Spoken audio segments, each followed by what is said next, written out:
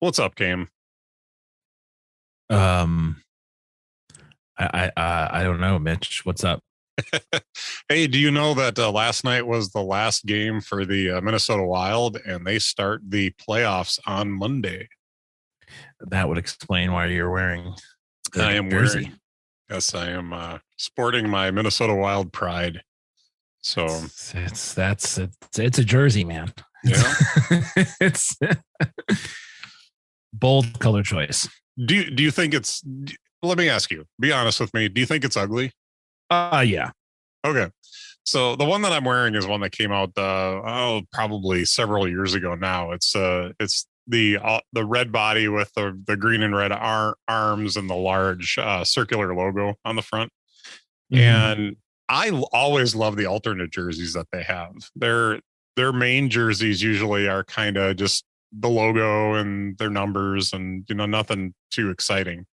The one that they have this year, I really dig. It's the state of Minnesota in the middle, and then it has kind of abbreviated. It says Minneapolis on top and St. Paul on the bottom, or maybe it's Minnesota and St. Paul. Let me look it up real quick.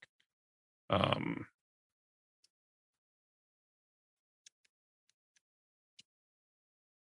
Oh, I think I see it. Yeah, it's Minneapolis and St. Paul yeah. because that's where they play Twin Cities. Mm-hmm. I like lift your logo up a little bit. I want to see which one's on that. Yeah, the logo is dope. Like Mm-hmm. the tree line with the cat head and like that's cool. I just those colors, it's just too much. Like the jersey. Like if the jersey was white or even like that tan color with the red and green accents, I would like it a whole lot more. It's a whole lot of Christmas going on. Yeah, no, But the logo is super. I really like the logo and the typeface they use for like the Minnesota. Like that part, I really like. If it was white where the red was and the sleeves are the green and red, it would look, in my opinion, I would like it a lot better. Like there's one that they have that's the old Minnesota Stars colors, but it's the Wild logo with the green and yellow and the body's white. Have you seen that one? I've seen that. That one is sweet. That's a good looking jersey because it takes the best part, which is the logo, but the old school colors, but most of it's white and the colors are just accents and the logo shines. It looks really sharp. And I just want to make a minor correction for you. It was the Minnesota North Stars. That's true. Yes, They were the Stars when they went to Dallas because they couldn't be the North Stars. Couldn't be the North Stars in Dallas. Yeah. The North Stars. You were correct. Sorry. Yep. No, but we have stumbled into an area that I don't think we've talked a whole lot on the show. That I'm very, very. I mean, I have strong opinions about everything. Right? We've come. Sports aesthetics to me is a whole area that I could just spend hours talking about. Sure. No, I love a good jersey for sure. Yeah, man. I have thought, and I get your opinion on this, but I have thought it would be really awesome if the NFL not just would do throwback jerseys, but I think changing it to just an alternate jersey. And I think some teams do this now, but it doesn't have to be a throwback. It can be something like even like they make up old jerseys just to have a throwback for some of these teams. But I would love a jersey that just totally broke convention. And just was like, here's something that we could do, 10 years from now, but it wouldn't be something that they would do now, and just kind of have some kind of wild design that is totally different. That is a game worn jersey. Do you remember when MLB did future jerseys like 20 years ago? I do. I don't know. Oh, it was terrible. But no, NFL teams, you got your home and away. You've got your throwback, and then they've got like what they call the color rush jerseys for the Thursday night games, where you're like your whole uniform is one color. And there was one night where it was the Jets versus the Bills, and so it was an all green team versus an all red team, and all the colorblind people got super pissed off because they couldn't tell who was on what team. Yeah. And it's awful. It's an awful idea because it never looks good. Right. But there was a couple, that was back, I don't know, 10 years ago. The Lions had alternate jerseys that were black with the blue numbers surrounded by the silver. Yeah. It looked really good.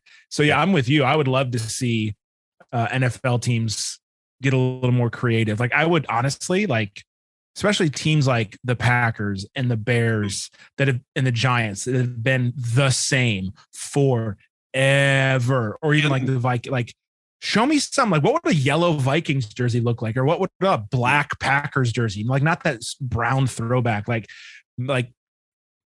get a little creative. You know what I mean? Or like, heaven forbid, the Packers wore a different helmet one game. Yeah, and I think that the reason for that is that I know that just from being a Packer fan, people get really precious about their opinions about the jerseys that they wear. Mm-hmm. Or like the Steelers. Yeah. Imagine if the Steelers just totally went out of left field and came out with like orange and blue jerseys just for a game. Like, you know? Yeah, just something fun. Have a little fun with it. Dude, they'd sell so many of those jerseys too. Or if they wore black pants instead of yellow pants. Mm-hmm. Like, so I'm a fan of University of Michigan, right? Who's had the same jerseys for 120 years, same helmets. They, for the first time this year in the history of the school, wore all blue jerseys. So blue jersey and blue pants. Yeah. Because usually it's blue jersey, yellow pants. But when they wore the blue jersey and the blue pants, the yellow on the helmet was like, wow. It really shone, you know, and it looked awesome. So they finally came out with a couple of different jersey combinations this year for the first time in the history of the school. Because it's at home, it's blue shirt, yellow pants. On the road, it's white shirt, yellow pants. The helmet never changes. It was 2 options that we had. Yeah. And they finally changed it this year. And I was like, holy crap, this is fun. Mm-hmm. We didn't wear yellow pants for the first time in our history, and it looked good. Yeah. So, I'm with you on that. Sorry, I'll shut up now. I get excited. Oh, no, that's cool. No, I totally agree with you. And we could probably do a podcast on that. you should just Google search MLB future jerseys real quick, and you'll see what I was talking about. It's something to behold, man. It was like 1999 is when they did it. So you can imagine what futuristic design from 1999 looked like. Oh, yeah, that is interesting. The Pirates jersey with the big pirate on the front. It's like the entire torso. It's just this ugly pirate face. Boy. But like some of them were sleeveless, you know. Oh, yeah. It was. Oh no, I see just a little bit of the Royals jersey, and that was interesting. Uh-huh. Oh wow, yeah. Like the Mariners jerseys were totally sleeveless. the San Francisco. Oh my gosh, that's Johnny Damon in the Royals. That's how old this is. Barry Bonds, Ken Griffey Jr. Who's got the? We need it. Oh shoot. What? That's the Seattle Mariners that I'm looking at. Yeah, but it's not even. They totally changed the colors. They went to black and red and gray. Yeah, and wearing backwards hats, turning double plays. I love it. I love it. Boy. The Royals ones are just horrific, though. Yeah, I was trying to see what the Brewers jerseys look like for that. Let me see if I can narrow my search here.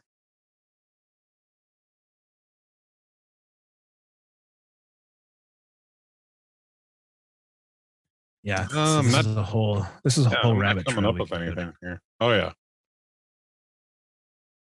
Yeah, I'm not sure that I'm seeing what their jerseys look like. Who's? The Brewers. Oh, yeah. I don't know if every team did it. I think it was just a selection of teams that did it. Yeah, I don't see one for them, so they must not have done it. But. All right. Well, we should probably move on because I've got something that I want to talk about real quick because I changed some stuff on my home screen. So we'll kick off the show with that. All right. So good. I like it. So we're going to talk a little bit about the conversation that we've had briefly the last couple episodes about podcast apps. But I thought I would discuss some changes I made to my home screen Holy widgets, Batman. Yeah. So for our audio listeners, because I know that showing stuff on the webcam works really well for our audio listeners. What I did was I went with a large widget. It's not extra large, but a large widget on the top. So I have, it's actually, all of these are stacks. But the large widget on the top, I have the Carrot Weather widget, which has a lot of weather information on it for me. I have a Widgetsmith widget that I'm into this new thing where I'm trying to immerse myself in scripture. So I got Romans 6:11 through 13 on there right now, so that I just, I leave it on the home screen and then I just read it each time I open up my phone, which usually helps me not go to Amazon and buy something or go to Instagram and get sucked down a rabbit hole. So all in all, it's a good thing. Yeah. And then on the bottom, I have two of the small widgets. There's a secret to all these widgets too that I'll get to here in a moment. But I have Fantastical. I have the maps widget because I just wanted a quick way to get to the maps. I have a Spark for my email, and then the secret widget that I'll get to here in a second. On the right hand side, I have my media widget, or my media stack, which is Soar for my music app. Uh-huh. Right now I have Instagram and Castro in here for my podcasting app, and I have Audible. And then I also decided I found an app called Sports Alerts that will allow you to customize a widget for your whatever your favorite sports teams are. So I have one in here for the Brewers and I have one in here for the Wild right now. So I have real quick access to their sports scores and when their next game is and stuff like that. So the secret widget I have, let me show you this after I get all these in place. What do you notice about my home screen right now? There's nothing on it. It's just the background is the inside. So the secret widget is clear spaces so that I can eliminate all the widgets from the screen if I so choose. So I thought that was kind of fun. So you can just see your background. Yep.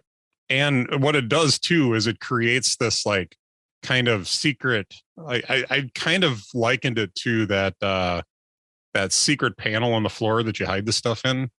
It's just like nobody knows it's there until you swipe up, and all of a sudden a widget pops up. It was just you need fun. to show me that. How does that work? So when you see there's no widget on the top, right? Uh-huh. If I swipe up, all of a sudden there's a widget there. That is fancy. And then it just disappears behind the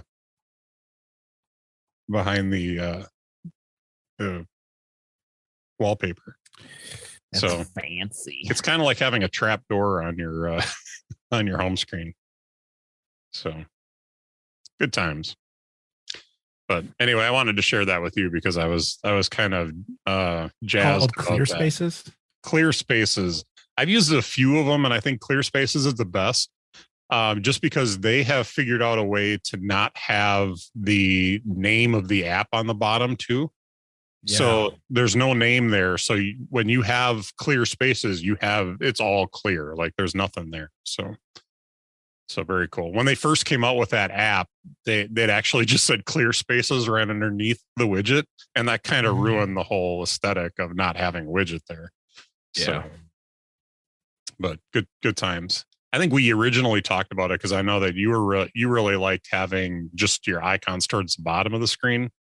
Mm-hmm. And that was the app that we talked about at that point for just putting like a clear widget at the top so that you didn't have to have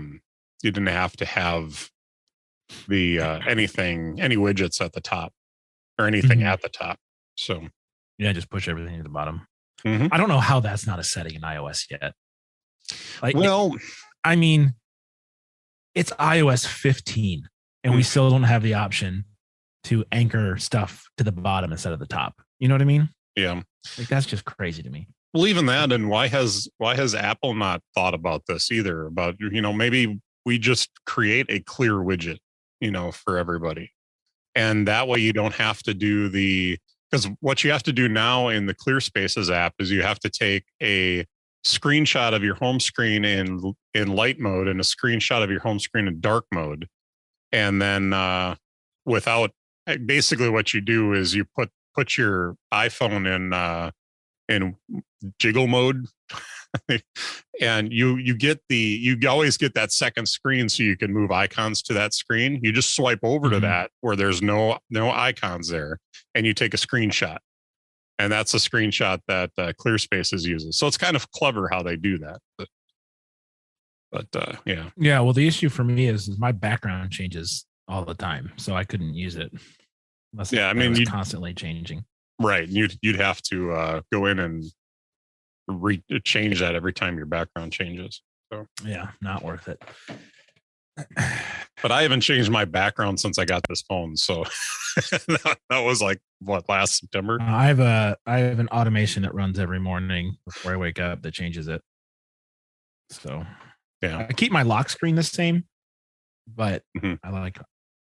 And then if the background that gets set in the morning I don't like, I have another. So I took Federico's space wall shortcut, which pulls the NASA photo of the day and sets your background. And it like hits for me like 50% of the time. It's a really cool one. Like today's is awesome. It's like a nebula. Okay. Right on a black. It looks super cool. But like sometimes they're awful. So I have another shortcut that's just called new wallpaper that I have a set of like 30 to 40 pictures of like mountains and the ocean and forest that I've pulled from Unsplash that are just gorgeous. Yeah. And I just hit that and it picks a random one and sets it. And those are all, A+ grade. That's the only reason they're in that folder. So I know that if I don't get the space one that I like, I just hit that button and it sets a one that I know that I'll like, that I pick specifically for backgrounds. But this is my lock screen. It's so pretty. That is a pretty picture. Well, and like there's 1, 2, 3, 4, 5, 6, like 7 or 8 layers of mountains. Yeah, that just fade into the pink sky. So like even just, I mean, it's pretty, but just like even from like a composition standpoint of a picture, it's like, dude, this person knew exactly what they saw this. They're like, done. Yep. There's magic here. So. Yeah. So, before we move on from the home screen strategy, I wanted to, I think what you're doing is interesting, like the all widgets, but just stacks. Do you have Smart Rotate on or no? No, I rotate them myself. Gotcha. Yeah. I Smart Rotate annoys me. Yeah. The only thing that annoys me more is the Siri suggestions in your widget. Yeah. Let's just throw whatever widget in there. Which I will say that it threw in the large widget, it threw Fantastical in there. And I did find it interesting that Fantastical actually shows you a graphical over on the large widget, shows you a graphical way of looking at your, I don't know what they call it, but it's like the day view where you have the strips showing you like where your different appointments are for the day and stuff like that. I'd show that right on the widget, which I thought was pretty cool. But I don't use it that way. So do you know who Matthew Casanelli is? Have you heard that name? I've heard the name for sure. Yeah. Yeah. He used to work for the Workflow team or the Workflow app that became Shortcuts. And then after they got bought by Apple, he was there for a while and then he struck out on his own. So his website is MatthewCasanelli.com and he's like Shortcuts guru. And so I have recently, I was going to say recommitted my life to Shortcuts, but that has connotations that I don't think I want to go with. But no, I've recently gotten way more into Shortcuts. And so I'm starting like my iPad was the original experiment. And so I'm running a lot more, shortcuts from the home screen, from the dock, different stacks of shortcuts, widgets, and all that sort of stuff that do a lot of different things. And I'm starting to really not just like I use simple ones all the time, like set a new wallpaper or start a timer or whatever. But now I've got like I've got one I call TV time, where I hit it and it's like, okay, where are you watching TV? Living room or bedroom? Okay, boom, I hit bedroom, and then it's like, okay, what app do you want to open on the Apple TV? And I was like, YouTube TV, and I hit that, and then it just turns my Apple TV onto the bedroom and automatically opens up YouTube TV and starts a timer for me to type in, what I'm watching. So it turns the TV on, opens the app, and sets a corresponding timer and timery, all by hitting a shortcut, which I think is pretty fun. Mm-hmm. And then I've got other ones where like, I'll say like, "Hey, lady in the box, good night." She'll turn all the smart devices off in the home. She'll put on a rainforest sound from an app and stop any current timers, and then start the sleep timer. So it's I'm having I'm rediscovering the fun of shortcuts, and there's lots of silly things that he does on his website. I'm like, why would I have a shortcut to do that? But I mean, he literally has hundreds on there. So it's just been fun, and so the reason I bring that up is that I'm starting to morph my home screens into more shortcuts based stuff. But yeah, and then the next thing I want to get into is the focus modes, because you can hide and show home screens based on focus modes. I just always forget that they're there. Yeah, because it's such a newer feature, right? That like my brain doesn't ever think to use them, but it's something that I'm trying to think through to hide and show certain layouts, on my devices. So we'll see. I wish you could set.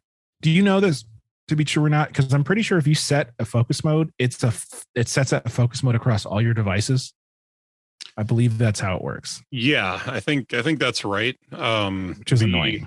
Obviously, every device handles it differently, depending on your settings. But obviously, you can't change home screens on your Mac, but it does show up. The nice thing about that is, if I'm at church and I just can't take any notifications, it sets us across all my devices, so I don't have to set that up separately on every device. Right. And like I get do not disturb works that way, but like if I have a focus that's writing, yeah, I only want that focus set on the machine that I'm writing on. Okay. You know what I mean? So I clearly have more research to do on focus modes, but yeah. So if anyone listening knows more about focus modes than I do, hit me up. Let me know what's good. His socials are at cambrennan.com. Yeah. Dun, dun, dun. So anyways, yeah. Sorry about that tangent. We were talking about screens, and it got me excited about other stuff. So yeah, I thought we had fun on the last show, and the last show I felt like was a show of tangents. So, so I'm fine with that. Tangential dialogue. Yep, there you go. All right. Well, you ready to move on to podcast players? Let's do it. Let the battle begin. Ooh. Little bass for your face. Mm-hmm. Slap of the bass, man. All right. So I thought that we would handle this a little bit. I would use the term Syracusean. And basically, what do we need out of a podcast player? What are some of the options that we've looked at, the experiences that we've had, and we'll eventually come around to a conclusion, which I'm not settled right now on podcast players. So we'll maybe by the end of our discussion, I'll have something. But obviously, when we talk about what we need from a podcast player, or what we need from an app, a podcast app, it obviously has to play podcasts. So we don't have to start out at that level. But you and I are both big fans of Smart Speed, or the Trim Silence, depending on the app that you use. That basically, I do like that in Castro you can set how aggressive it is. Is it in Castro or Pocket Cast? It's in one of those two. You can set how aggressive it is on trimming the silence. There's like 3 different levels. Yeah, I'm checking right now. But that Trim Silence is a big one. A lot of those apps have voice boost, which I really appreciate that they're trying to enhance the voice quality for podcasts. What I would love to see is an app that would just give me a little bit more control. Two or three sliders just to say, here's how much bass I want. Here's how much treble I want. Because every speaker that you put it on sounds a little different. Headphones always sound a little bit different.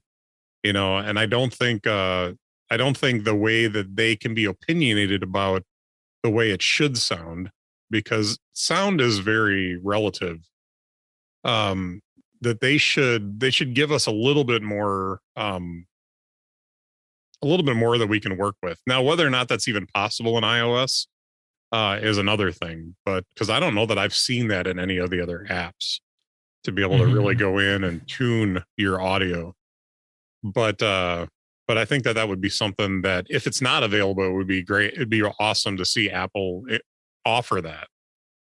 So that in the API they could actually offer like a graphic equalizer for us to work with. But if it isn't, it isn't. But that would be something that I would really love to see for audio. That would be nice. I'm looking at Pocket Cast right now, and I don't even see. Hold on. Maybe is it a per? I'll admit that playback effects. Here we go.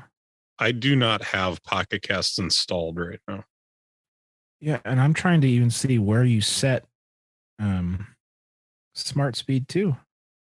It's called Trim Silence. I know that, but yeah, I think in Castro and Pocket Cast they call it Trim Silence. Here we go. Yeah, so you've got volume boost and Trim Silence, and then you can do mild, medium, or what they call Mad Max. Is the very aggressive one. Yeah, that was Pocket Cast. So Castro just has an on or off toggle for that. And I guess, but that's the custom for this podcast. I'm trying to figure out where you set it overall. And I can't find it, which is somewhat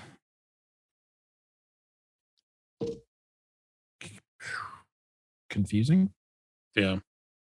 All right. Strike against Pocket Cast there, unless I'm just an absolute idiot.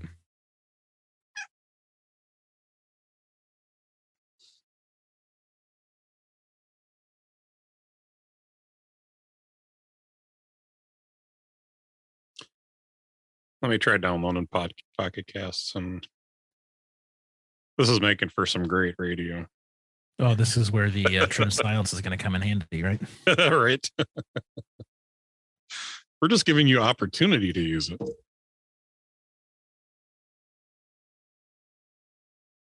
I think one of the other things that I struggle with a lot of these podcasting apps is, what do I want out of these? I think one of the areas that I've looked at is that, like, the player. I can't say that I'm super happy with any of the players. Where you have the cover art and you have the play pause button and stuff like that. I'm not sure that I'm super happy with any of the ones that I've looked at here out of the three. I don't find any of them particularly objectionable, but I don't know that I'm like really thrilled with any of them either. So, is it not under the settings? So I found where it is. So if you go to the now playing screen of the podcast, so it's not in settings. It's if you go to the playing screen that looks like this. It's got the show artwork and the play controls. If you hit the little dial icon on the bottom left, that's where you set the playback speed, to Trim Silence, and the volume boost. Okay, and then that's global on there, I'm assuming. Yeah, that's global. But you can go into the settings for each podcast and set a custom playback settings for that show. So if a show is especially egregious at leaving a bunch of silence in, then you can set that one show to Mad Max. Yeah. So, and there are those out there. Mm-hmm. I just for the record, I do Trim Silence before I post the episode. Adobe Audition does have a diagnostics feature that will trim silence. So I'm a good citizen there. Yeah. So things that I need for my podcast app, right, is the Trim Silence for sure. Mhm. I also need to be able to have it support chapters. Yes, that's another big one. And then I also need the ability to upload my own audio files. Okay. Because I have quite a few audio files from Tim Keller's sermon archive that I work through, and those are all just files that I've purchased from his website, and they come in MP3 format, and so I need to upload those to my podcast player. So Pocket Casts and Overcast, I'll check those 3 boxes. That's really what I need out of it. One thing that is the fourth thing I need is the ability to stream or download the episodes. Because there are times when most of the time I just stream because I'm constantly on Wi-Fi. But for times when I'm on road trips or I'm on vacation somewhere that I don't have a great data connection, being able to download episodes before I go and have them on my device while I'm there is a feature that is very nice.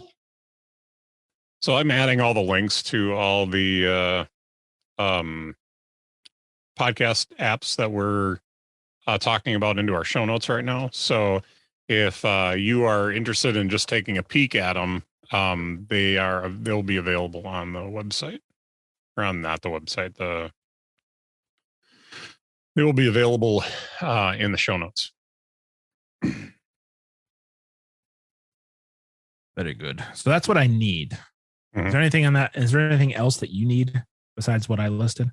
I thought about playlist being a big deal.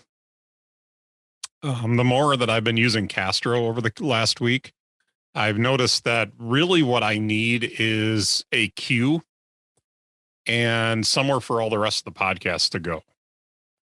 And so, I've set up Overcast like that for a long time. The only thing that's different there is there's some podcasts that I listen to with my wife when we're driving that I don't listen to normally. Like there's just, we've got like the Incomparable Game Show podcast and some other ones that we kind of save to listen to together because we enjoy those podcasts. We've been listening to Reconcilable Differences together lately and stuff like that. Just stuff we enjoy.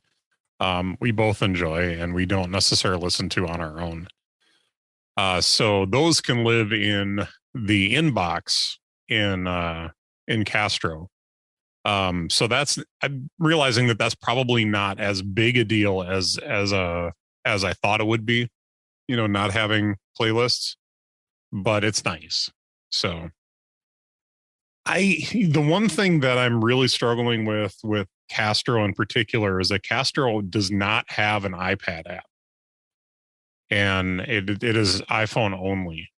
So I don't really use it on my iPad all that often, if ever, but it's nice to have the option. And agreed. And if it doesn't work, it doesn't work. Like I'll deal with it because there's really not a time that I don't have my phone on me. So does Castro have a web app that you could use on the iPad? I don't think so. Because looking at their website right now, there's no place to sign in. There's only links to go to the app. Yeah, because that was a nice thing about Overcast is that you could sign in on the web. So even if like you were somewhere and you were borrowing someone's computer for some reason and needed to listen to a podcast on it, like you still had the option, right?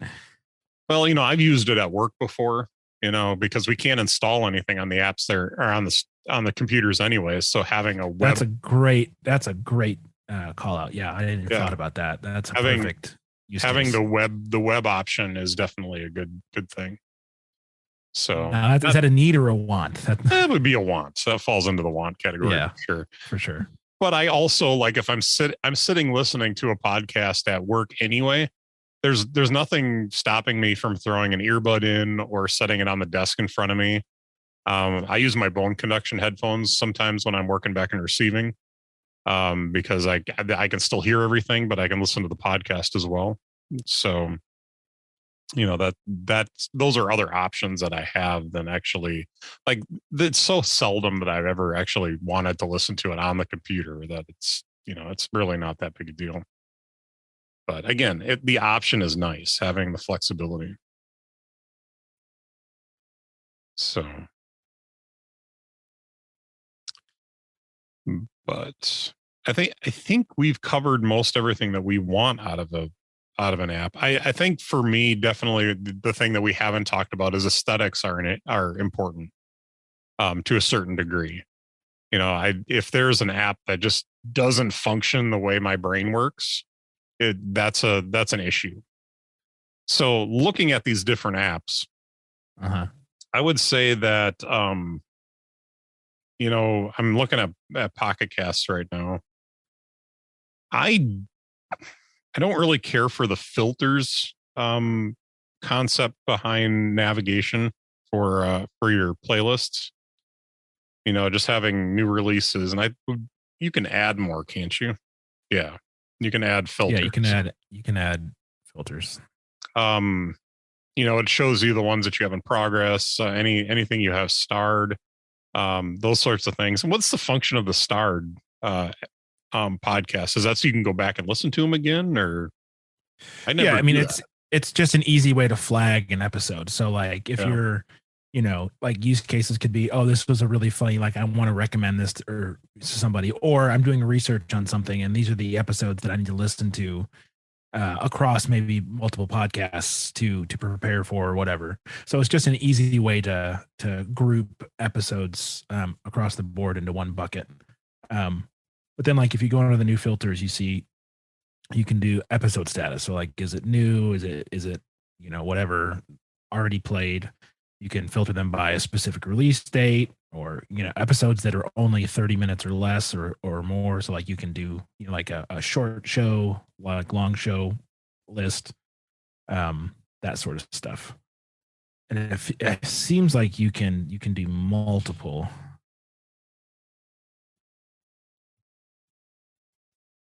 Yeah, so there's different options there.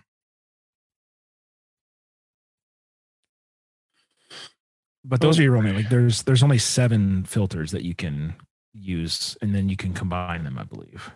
So like I can do shows that are longer than 20 minutes and shorter than 40 minutes.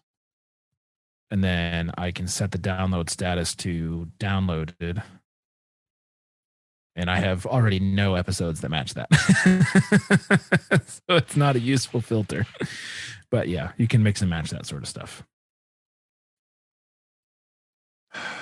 All right, so I have a wrinkle. A wrinkle?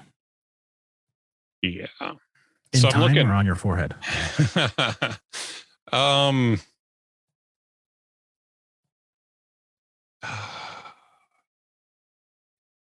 So I thought I was starting to zero in on what I wanted, and now I'm looking at Pocket Cast going, oh. Hashtag Cam was right again. Maybe. So what I discovered is if you pay the $9.99 a year for the upgrade, the Pocket Cast Plus, you get a desktop app for macOS. There's a desktop app feature.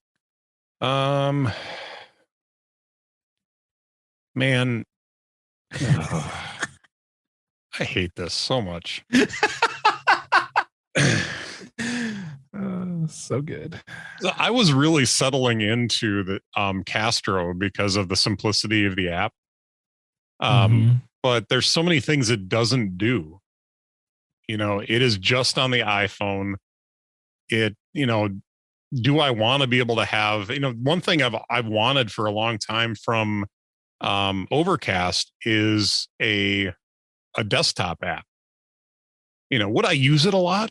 No, I wouldn't use it that much, but to have the option of being able to open it up on my desktop and listen to a podcast, if that's what I had, instead of having to connect it through Bluetooth to something or variety of other things that could that I would have to do to be able to listen to a podcast the way I want to. Also, Castro, for all the features it lacks, is $18.99 a year for the twice as much plus money. option. Yeah, it's twice as much money as their other two options that we're talking about. I believe that's what we call Bush League, Mitch. Killing me. And I think that Pocket Cast has the prettiest player out of the three too. Mm-hmm. And it has the list view, so you don't have to look at the artwork like you hated the first time you looked at it. It does have the list view. All right. Anyway, let me try list view. Of course, dark mode is a big deal too, but I think they all have dark mode. Yeah. If they don't, they're naughty developers. I think Bush League goes back and becomes a Bush League. All right, now I'm even less sure of what I want to do with podcast apps. So anyway, let's talk about the different apps and what the options are. Obviously, we've been talking about Overcast. We've been talking about Castro. Been talking about Pocket Casts. Are there any other viable options out there other than that? I mean, Apple Podcasts is available as well. That would be the one that I would throw into. Yeah, but quite honestly, I opened that up, looked at it for about a minute, and was like, nope, and shut it. Does Pocket Cast support video? I don't think so. I've never tried. Well, that's the internet. I don't think it does, but hold on. All right. Pocket Casts supports playback of video episodes in landscape and portrait orientation. All right. Well, once again, I kind of feel like Pocket Cast does it all.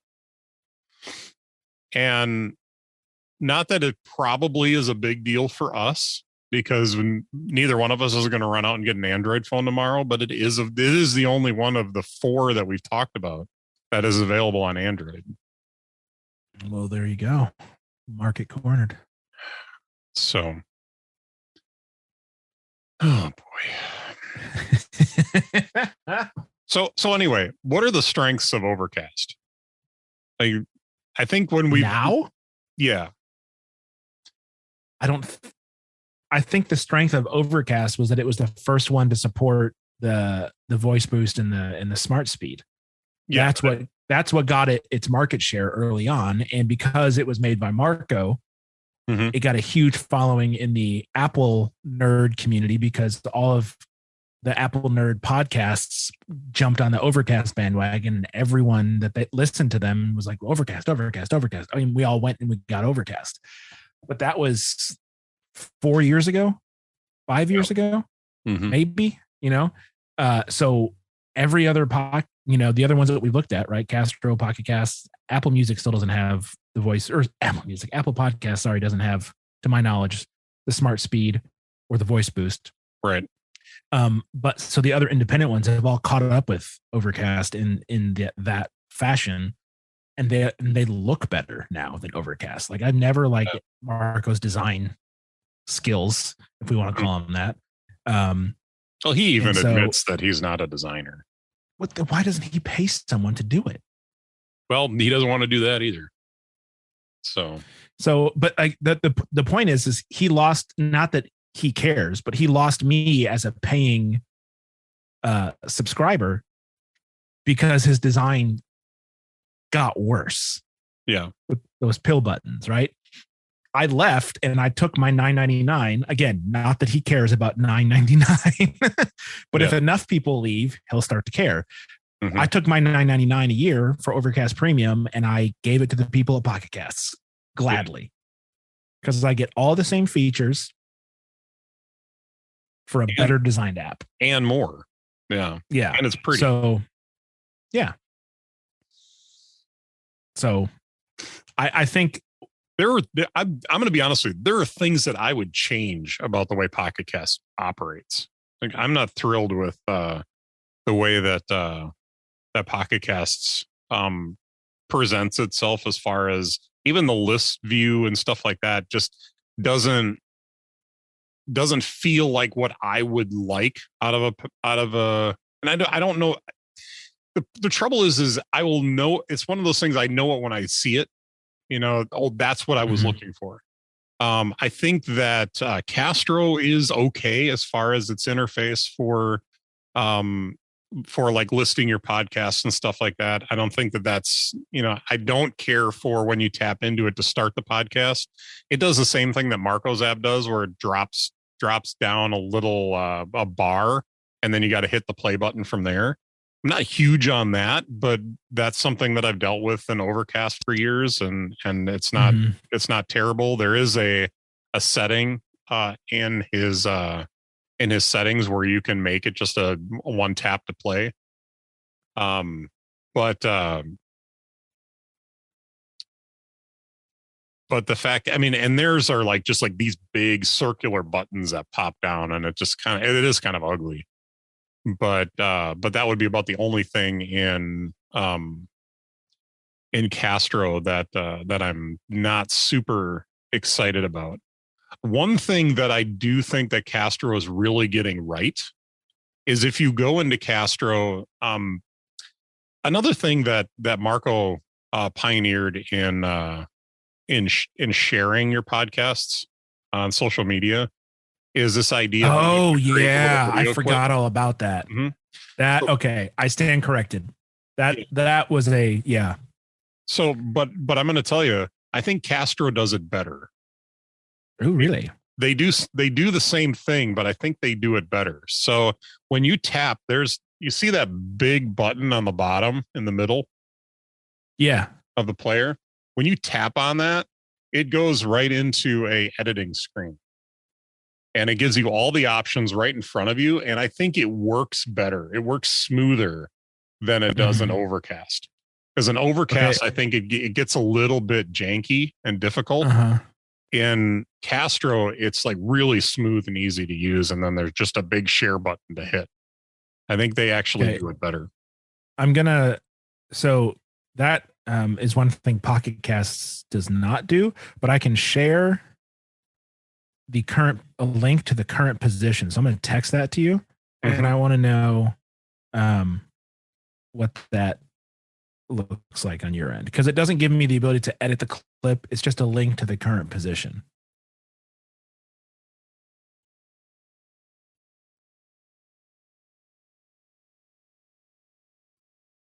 It looks like it started at the beginning. So it doesn't even give you the link to the current position. Let's try it again.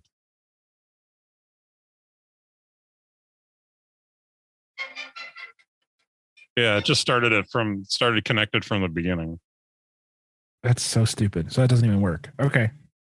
All right. Well, there's a strike against Pocket Cast then. I will say that there is a the up next feature. I don't know if you use this, but the up next feature in Pocket Casts is kind of like, could be kind of nice.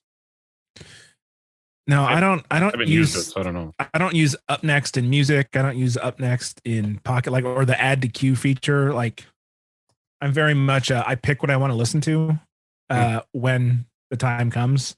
Like, I can count on a one hand number of times that I've added to up next in Apple Music. Because like, I either just pick the playlist ahead of time or I listen to an album. I'm not making playlists on the fly. Is this connected Pro? No, I just have normal connected. What's with the cover art? What do you mean? Isn't their cover art different than that? It looks like this.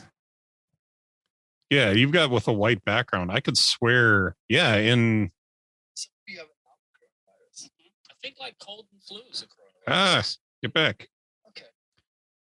That's the cover art that I see in that's the old cover art. So why is that all I ever see? That's the same episode. Oh no, this is the bucket challenge episode from this last week. but that's all I ever see. Well, I wonder. So I was a Relay FM member for a while, and so I wonder if it just cached the different but like I switched to Pocket Casts, and I've never been a Relay FM member since I started Pocket Casts. I'm gonna go to their website. This is because we have officially gone down the path here. All right. So the one other thing, and I want to get this in there too. The one other thing that I really do like about Castro, you talked about being able to load your own audio in. Yeah.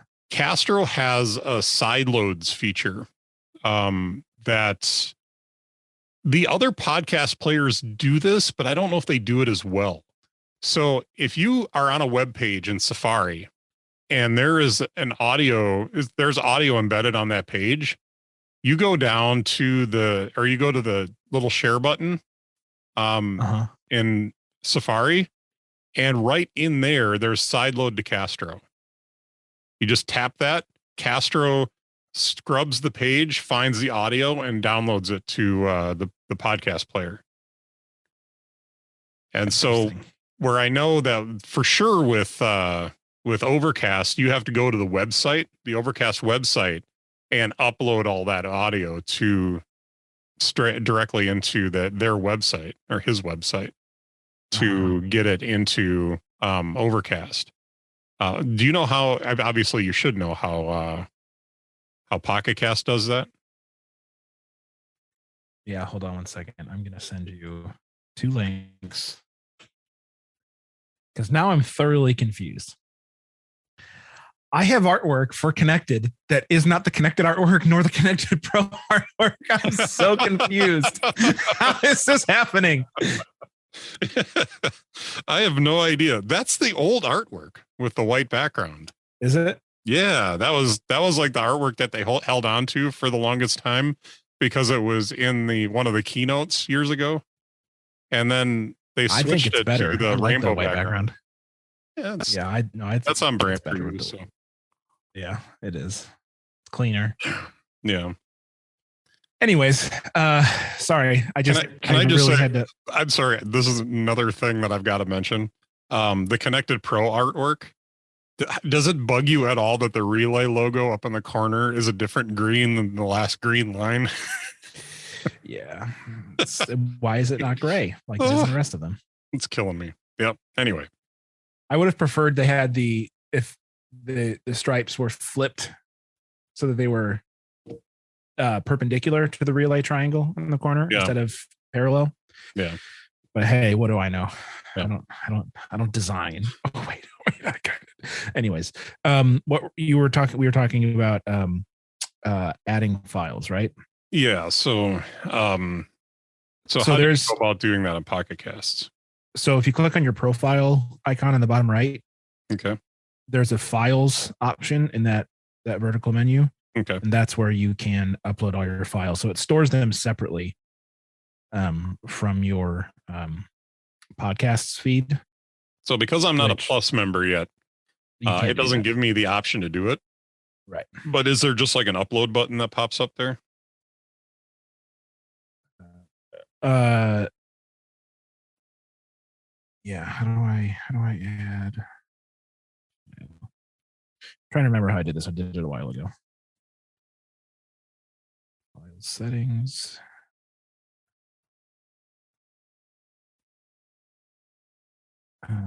If you go to podcast, no. Oh my gosh, how do I? Oh gosh, I just heard my daughter tell the dog, "Don't make me hit you." I have to train her too.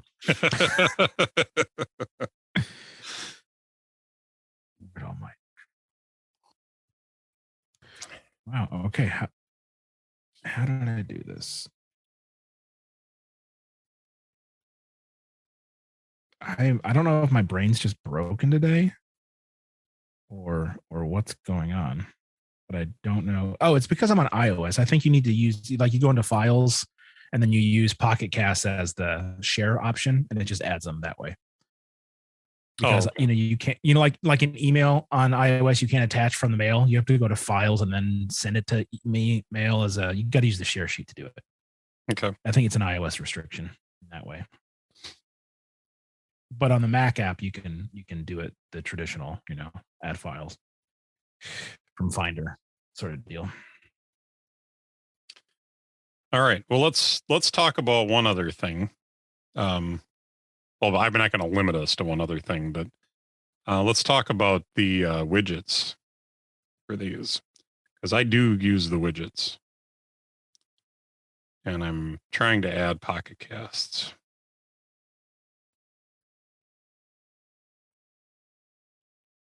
All right, let's add Pocket Casts to my media stack and throw that in there. All right, so I have all three of them in that stack. So I have Overcast, which shows up with a black background and an orange strip across the top. And then the art, I don't know if you can see that. Yeah. The logo and then the description of the episode. I really like Castro's implementation of this because you have a queue and you have an inbox, and those are the only two places that your podcasts collect. They show you how many episodes are in your queue and the time remaining for whatever's in the queue. So like the other day I had, 3 or 4 podcasts in there, and it showed me that there was 4 hours and 41 minutes left in my queue.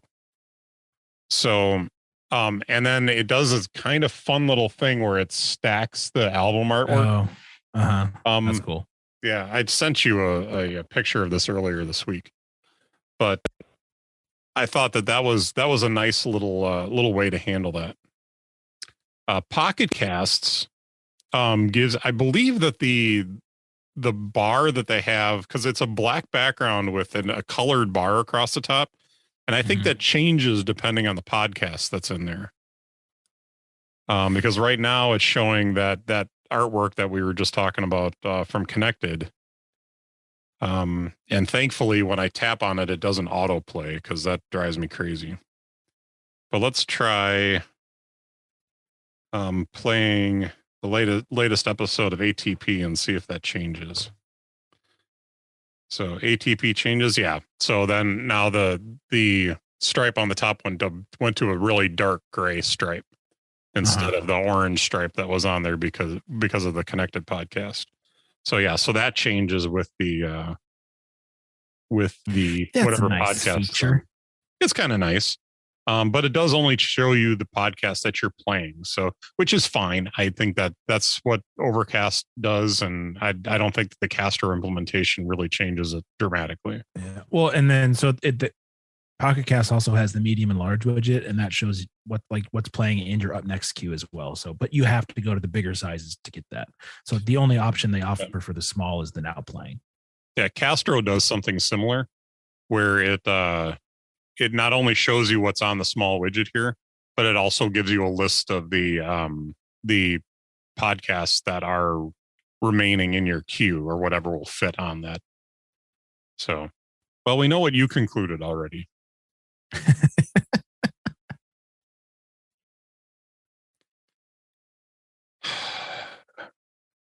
I think I love the tension this is causing you. Here's the problem. This is a general problem with me, that I tend to be fiercely loyal with something that I really like. And sometimes I stick with something like that without looking at any other options. We've been through this before, with OmniFocus and with a few others that, I ended up switching away from because of reasons. But I sometimes struggle moving away from things that I'm familiar with. And so for me, when I go into Overcast, it feels familiar. It feels comfortable. Yeah, and I hear you. And even with the Ugly Pill, for your playlists, I mean, I ran it without a playlist for a while, after that, just to see if I could do it. So there were no playlists on there. It just had my list of unlistened to podcasts, and I just was playing them one at a time, but I missed the feature where it would continuously play through my podcasts. So I ended up, going back to having a playlist for that reason. But at the same time, like, I don't hate the way it looks on the iPad, at least on the iPad mini. It kind of ends up looking like and this is something I should try with Pocket Casts, but it ends up looking like a little dashboard, basically, with a player. And as I know, the pill is big and weird looking. It's all I can see. It's all I can see. but it's got but everything nice else player. is nice. Yeah. If I set this on my desk like this and I was listening to a podcast while I was working on something, like, it's not a terrible interface to work with. I like the way that looks. So, but if I'll try and install. I have Pocket Cast installed on here already. Good. That's what I get from Pocket Cast, is this big, massive player, which I don't like. Yeah, that's large. Yeah. So, if there was some option to change that, that'd be one thing. Holy crap, the text is small.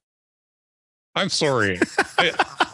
I'm getting old where I'm looking at these show notes. The difference between the artwork and the text is it's hysterical. So dramatic. I mean, the artwork is there a setting that you can change?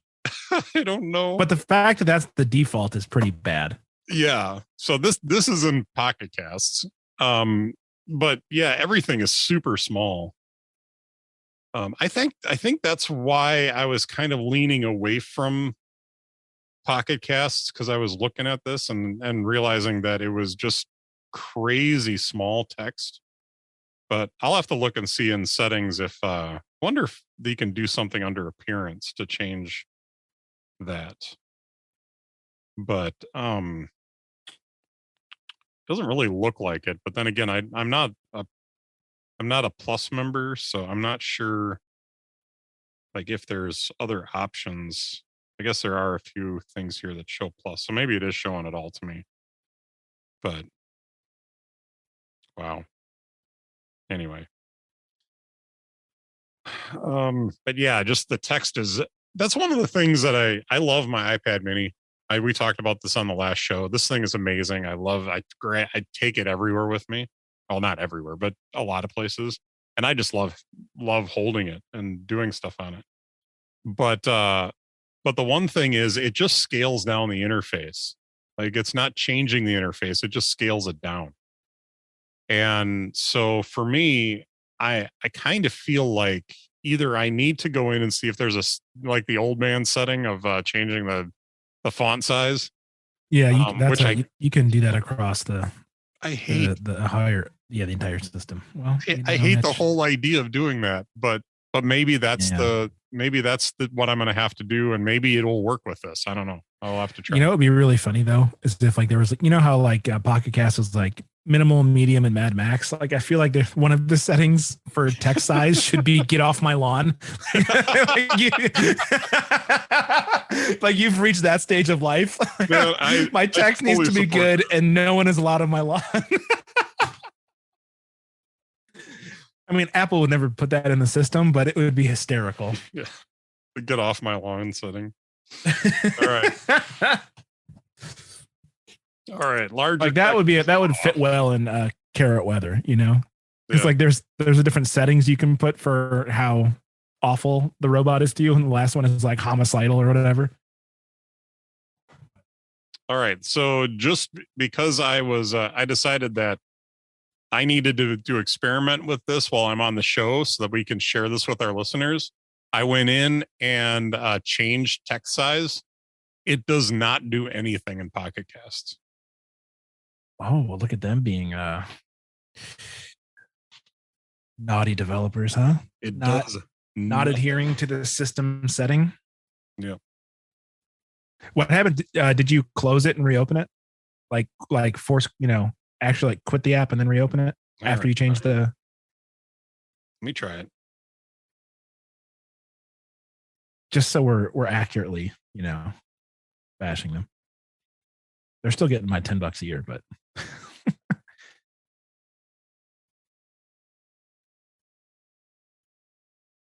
no, it doesn't appear to have done anything. Lame. I mean, it's not super awful. I can live with it. I'm gonna have to use the bottom part of my lens instead of the top part to read it, but but I can manage it. What really throws me off is in the show notes section, it is almost hilariously small. And there doesn't seem to be any way to adjust for that. So I run into that on the web too, in Safari, that sometimes the text is just so stinking small, and it's like it's like dark mode in the background with like light text on the top of it, and it's impossible to read. So, but anyway, we'll deal with that. The one thing that I can do is put Pocket Casts into like a side by side apps. I don't know if there's really a split word view for that. And that, yeah, split view. And at least I can make it smaller, the player smaller and stuff like that if I choose to. So, but all right. So conclusion or no? My conclusion.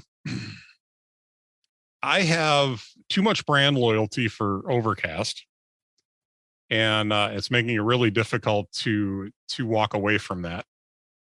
Castro's got some fun, interesting features that I appreciate. That although it's awfully limiting, and the plus tier or the in-app purchase for the extra features is exorbitantly expensive compared to the other two. It's twice as much as the other two. Actually, I could have a membership on both of the other apps for what I have for Castro. But Pocket Casts really wins for features.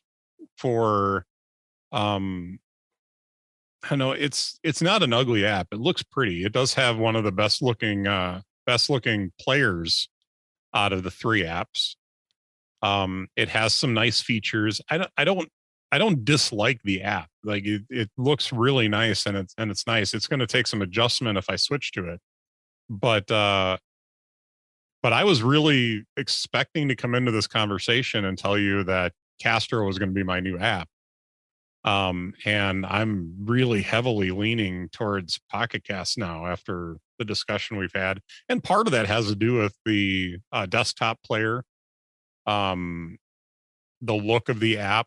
There's going to be some adjustments I'm going to have to make, and some things I'm going to have to look at as far as the filters are concerned, to see, if I can get it kind of operate the way that I like it, by adding a filter, maybe getting rid of some of the other filters, those sorts of things, and just see, like, can I make this work the way that I want it to work? So there's going to be a little bit, I'm going to have to spend some time with Pocket Cast. Maybe I use Pocket Cast for the next week and see how I like it, and if I can acclimate to it. But if that's the case, I think I find myself leaning towards Pocket Cast now than the other two. All right. Well, constructive conversation then. And I really don't hate the pill. But not as much as you do, at least. But I also see where everybody's caught up to Overcast. The features that Overcast offers versus what Pocket Cast offers, and where my $9.99 is going to be spent the best, is really with Pocket Casts and not Overcast. So yeah, the only thing though is and I forgot about it. Mm-hmm. Was that sharing clip feature? Yeah, because I never used it. That's why I forgot about it. So that's the one thing that Overcast certainly does that Pocket Casts doesn't even compare to. So if that's something that people are using heavily, then they will lose that if they switch to Pocket Casts. But like I said, I forgot it was even a feature because I haven't used it in forever. Yeah, and the only reason I ever used it in the first place was to share clips from our podcast. You know, I'm usually not listening when I have the ability to stop and edit a clip and, you know, send it to Instagram or send it to Twitter. So, you know, I just don't have that that time and capability usually when I'm listening, because I'm usually listening in the car or I'm listening while I'm at work. It's not very often that I'm listening here at home and thinking, oh, you know what? I would really love to share that with the world. No, I don't have that thought when I'm listening to a podcast. So I might hear something really good and maybe want to save it out for myself, which might be a good option, but that would be the only reason I think that I would use that for other podcasts other than our own. So, and I've been using, was it Highliner or Highlighter? There's it's in my web stuff here, I think. Yeah, Headliner, I'm sorry, for doing that, because they provide, you basically just put in the episode or the podcast that you want, select the episode, and then you got to find the timestamp that you want. But then you can edit a clip that you can add the transcript text to and stuff like that. So it's got some more features than what some of the other ones have. But yeah, darn it, this conversation went way different than I thought it was going to. So, all right, I'm still officially undecided, but unofficially I'll say that I'm leaning towards Pocket Casts unless I'm using it this next week and there's just like a showstopper for me that I can't do it. There you go. All right, well, what's delighting you today, Cam? You know, I had something and I have since forgotten it, so I suppose it's not delighting me that much. I did get a puppy a week ago. Yeah. And I would say that he's delighting me, but that would be a lie because he's 3 months old, and that means he is not house trained yet for you know, the pee and the poo. He has what I call poops a daisies rather often. He's adorable and cute. He's an Australian cattle dog. His name is Max. But he is very much a puppy, and I haven't had a puppy since 2010. So you kind of like just remember the good parts and you block out the bad parts of what happened. And now that I have the puppy, I'm like remembering all of these things that happened 12 years ago with the last puppy I had. And I was like, oh, why did I do this to myself? But when he's sweet, he's very sweet. And when he's not, he's very much a puppy. So that very much, I think long term, I think this is a long-term delighting me choice, but currently it is causing me a bit of stress. Yeah. And a lot of what was I thinking? Yeah. But well, I know a trainer.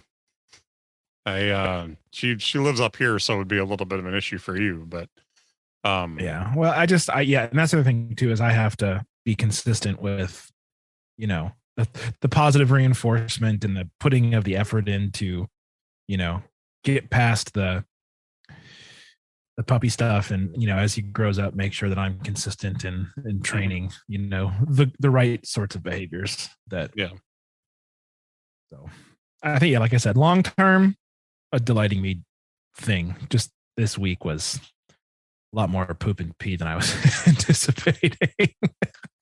Well, good luck, sir, and it'll get better, I'm sure.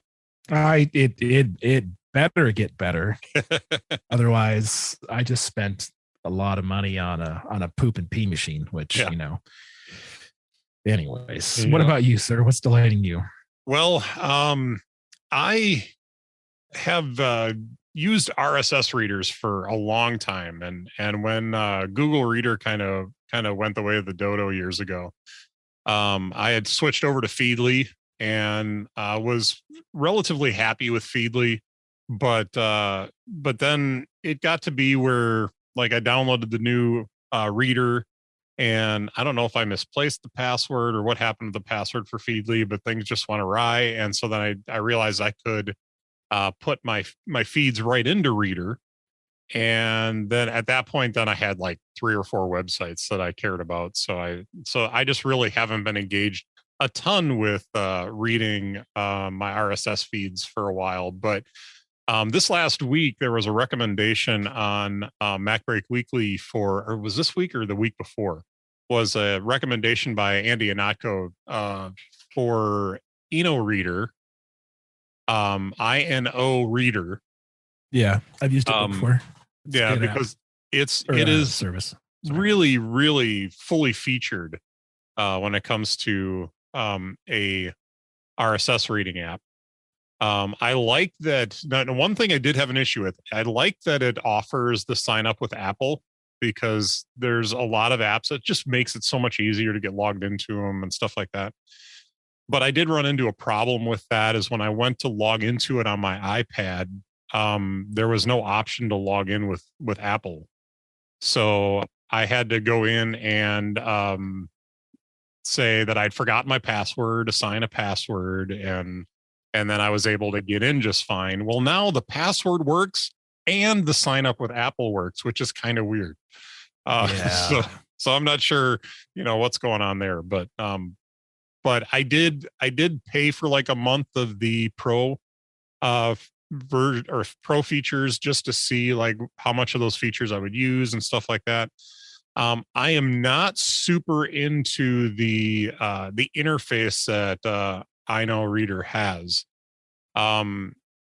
just because there's just like not a way to look at these feeds that it's very graphical. Like you see a lot of pictures and a lot of stuff, or the text is like super tiny if you go into list mode, and it's just not the way that I'm used to looking at this stuff. But thankfully, Reader 5 has integration for InnoReader, so I now have all my feeds in Reader 5. That's REEDER if you're looking for it on the App Store. And because they just can't spell stuff correctly. It drives me nuts. Well, the other REA was probably already taken, so this was a way for them to differentiate themselves. And it is one of the favorite readers that are out there for RSS readers. So I have been enjoying being able to go through and look at articles and read some articles. And we were going to try and talk about another subject, but we're running a little long today. That I actually saw when I was running through my RSS feeds, looking at the news and such. But I find that when I'm listening to podcasts and they're talking about the stuff, and I've already read a little bit about it, I can get more animated and yell at them a little bit more than when they bring it up and they just talk about it and I don't really know much about it. So it helps me, engage with some of those podcasts a little bit more too. So InnoReader or InnoReader, I'm not even sure how to pronounce it. And then Reader 5, the two of those together seem to make a really cool pairing. So one feature that I was excited to try out with the Pro features that InnoReader has was the Magic List feature, which instead of reading them newest to oldest or oldest to newest, it would sort them by how it thought that you would want to read them. So I thought, well, what? I'll try that out. I'll see.